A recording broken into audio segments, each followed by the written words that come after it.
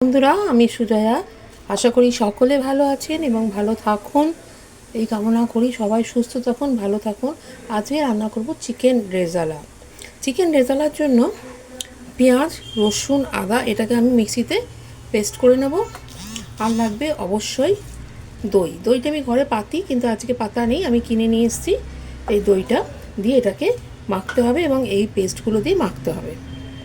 এবার আমি এটার মধ্যে আদা, রসুন একটু বেশি লাগে, আদাও বেশি লাগে, একটু মোটামুটি রসুনের থেকে কম, এবং পেঁয়াজটা আপনি পেস্ট করেও দিতে পারেন, এমনিও দিতে পারেন। পরে এটাকে পেস্ট করে নিই। আদা পেঁয়াজ আর পেস্ট হয়ে গেল। এর মধ্যে আমি একটা বড় রসুন দিয়েছি এবং 1-1.5 ইঞ্চি মতো আদা পেস্ট করা রইল, এবং পেঁয়াজ রয়েছে একটা মিডিয়াম। আপনি একটা মিডিয়াম, একটা ছোট, আমি একটা মিডিয়াম পেঁয়াজ দিয়েছি, যতটা মাংস আছে সেই হিসাবে। চিকেন রেজালা বানানোর আগে না এই প্রিপারেশানগুলো অনেকটা করতে হয়। এটা পেস্ট করে নিতে হয়। পেঁয়াজটা আমার আদা আমি পুরোটা করিনি, ওটা নাড়তে নাড়তে মিশে যাবে। আরেকটা এই যে আদা আর পোস্ত, এটাও পেস্ট করতে হবে। কাজু বাদামের পেস্টটাও হয়ে গেল। তবে এখানে মাখানা সেটা রেস্টুরেন্টে দেয়, বাড়িতেও আপনি দিতে পারেন, আমি দিই না। পোস্ত আর কাজুর পেস্টটাও হয়ে গেল। এবার আমি এই মাংসের মধ্যে সব কিছু ম্যারিনেট করে আমাকে আধ ঘন্টা রাখতে হবে। আমি এটা আদা রসুনের পেস্টটা 2 চামচ দিলাম, দই দিলাম 3 চামচ, দইটাই মেনলি এর। একটু নুন দিলাম, লঙ্কা গুঁড়ো দিতে পারেন, আমার হাত পরিষ্কার আছে। আমি ভালো করে এটাকে মাখিয়ে আমি আধ ঘন্টা রেখে দেবো। এটাকে আমি ঢাকা দিয়ে আধ ঘন্টা রেখে দিলাম। আধ ঘন্টা পরে ফিরে আসছি। আমি 4 চামচ সাদা তেল দিলাম, পুরোটাও আপনি ঘিতে করতে পারেন। আর 2 চামচ ঘি দিলাম। 1 ঘন্টা আমি ম্যারিনেট করে রেখেছিলাম মাংসটাকে। এইখানে তেজপাতা, দারচিনি, বড় এলাচ, ছোটো এলাচ, গোলমরিচ, শুকনো লঙ্কা, স্টার অ্যানিস। আরেকটা জিনিস আমার কাছে নেই, সেটা হচ্ছে জয়িত্রী ছাড়াই আমি করছি। সব কটা আমি এর মধ্যে দিয়ে দেবো, নাড়তে হবে। শুকনো লঙ্কাটা অবশ্যই দেবেন এবং গোলমরিচটা অবশ্যই দেবেন। জয়িত্রীটাও দিতে হয়, কিন্তু আমার কাছে না থাকাতে দিতে পারলাম না, আপনারা দেবেন।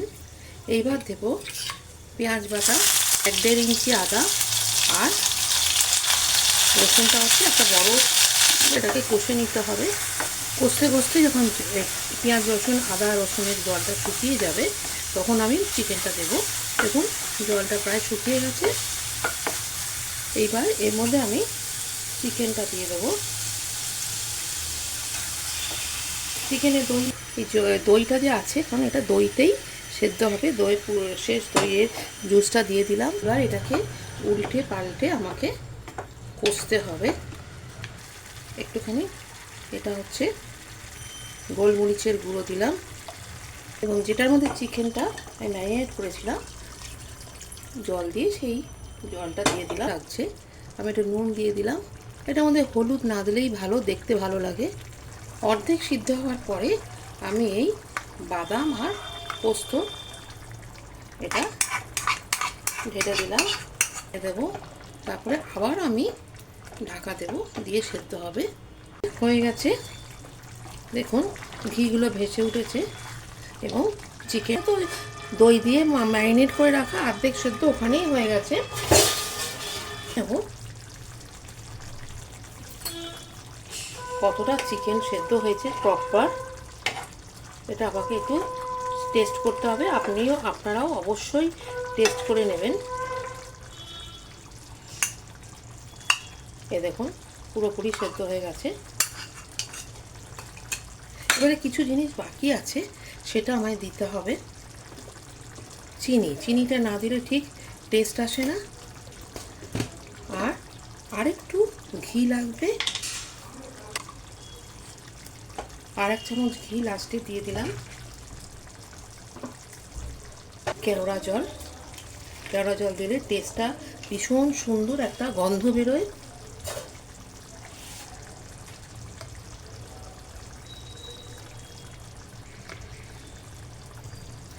দেড় চামচ মতো কেওড়া জল দিয়ে দিলাম। এবার এটাকে চাপা দিয়ে রেখে দিতে হবে, তাহলেই আমাদের ready to serve chicken rezala rumali রুটির সাথে ভীষণ ভালো যায়। আপনারাও খাবেন। রেসিপিটি অবশ্যই সকলের প্রিয়, সবাই ভালোবাসি Mughlai recipe. Follow, share, subscribe অবশ্যই করে দেবেন এবং আপনারাও বাড়িতে বানাবেন। গ্যাস অফ করে দিলাম, ঢাকা দিয়ে রেখে দিতে হবে। 1 ঘন্টা পর ঢাকা খুলছি।